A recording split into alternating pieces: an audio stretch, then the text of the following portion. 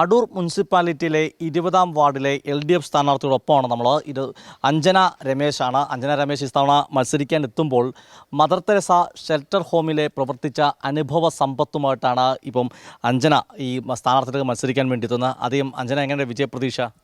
തീർച്ചയായിട്ടും നമുക്ക് 100% ഉറപ്പ് തന്നെയാണ്. നമ്മൾ 20-ാം വാർഡിൽ LDF തന്നെ വരും എന്ന് നമുക്ക് 100% ഉറപ്പിച്ച് പറയുന്നു. ജീവിതാനുഭവങ്ങളുണ്ടല്ലോ ഇവിടെ. എത്ര വർഷം ഷെൽട്ടർ ഹോമിൽ? പിന്നെ തീർച്ചയായിട്ടും ഞാൻ 5 വർഷം കൊണ്ട് മദർ തെരേസ ഷെൽട്ടർ ഹോമിൽ വാളണ്ടിയറായിട്ട് ഞാനിവിടെ പ്രവർത്തിക്കുകയാണ്. 5 വർഷം തന്നെ നല്ല ജീവിതാനുഭവം തന്നെയാണ്. ഇവിടുത്തെ കുഞ്ഞുങ്ങളെ ആയാലും അമ്മമാരായാലും സ്ത്രീകളായാലും അവരുടെ എല്ലാ അനുഭവങ്ങളിൽ നിന്ന് ഒരുപാട് കാര്യങ്ങൾ നമുക്ക് മനസ്സിലാക്കാൻ പഠിച്ചിട്ടുണ്ട്. ജനങ്ങളുടെ ഇടയിലേക്ക് പ്രവർത്തിച്ചിരുന്ന ഒരു വ്യക്തി കൂടിയാണ് ഞാൻ.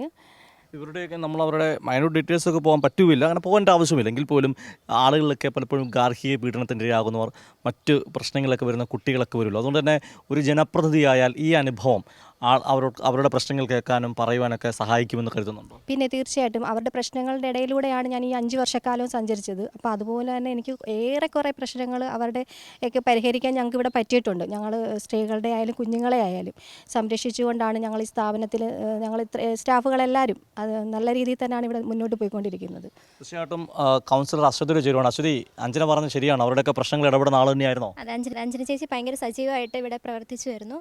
ഈ മദർ തെരേസ ഷെൽട്ടർ ഹോം ഇവിടെ 5 വർഷമായിട്ട് നടന്നു വരുന്ന ഒരു സ്ഥാപനമാണ്. 5 വർഷത്തെ എക്സ്പീരിയൻസും ചേച്ചിക്കുണ്ട്. ചേച്ചി നല്ലപോലെ സഹകരിക്കുന്നുണ്ട്.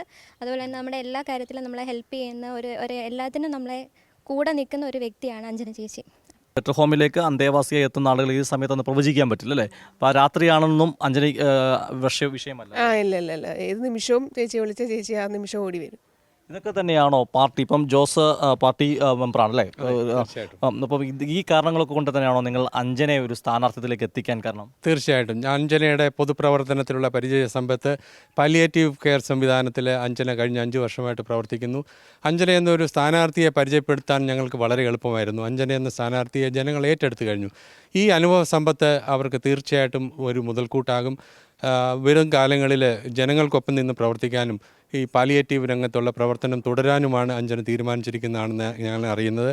എല്ലാ രീതിയിലും അഞ്ജന ജനങ്ങളോടുമായിട്ട് സംവദിക്കാൻ എളുപ്പമുള്ള സംവദിക്കാൻ വളരെ താല്പര്യമുള്ള ആളാണ്.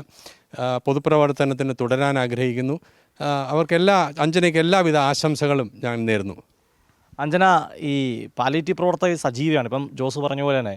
അപ്പം വിജയിച്ചു കഴിഞ്ഞാലും ഇതൊക്കെ തുടരുമോ? പിന്നെ തീർച്ചയായിട്ടും പാലിയേറ്റീവ് പ്രവർത്തനം തന്നെയാണ് എൻ്റെ രാഷ്ട്രീയം. അപ്പം ഞാൻ വിജയിച്ച് കൗൺസിലറായി കഴിഞ്ഞാൽ ഈ പ്രവർത്തനത്തിൽ നിന്നുകൊണ്ട് തന്നെ എനിക്ക് നല്ല കൂടുതൽ മെച്ചമായിട്ടുള്ള പ്രവർത്തനത്തിൽ ഏർപ്പെടാൻ പറ്റും എന്ന് തന്നെയാണ് എൻ്റെ വിശ്വാസം. തീർച്ചയായിട്ടും വിജയാശംസകൾ നേരുന്നു. പാലിയേറ്റീവ് പ്രവർത്തനം തുടരട്ടെ എന്ന് ആശംസിക്കുന്നു. ക്യാമറമാൻ അഖിലേഷ് കൊടുമുണ്ടൊപ്പം സുജിറ്റി ബാബു, കൈരളി ന്യൂസ്, പത്തനംതിട്ട.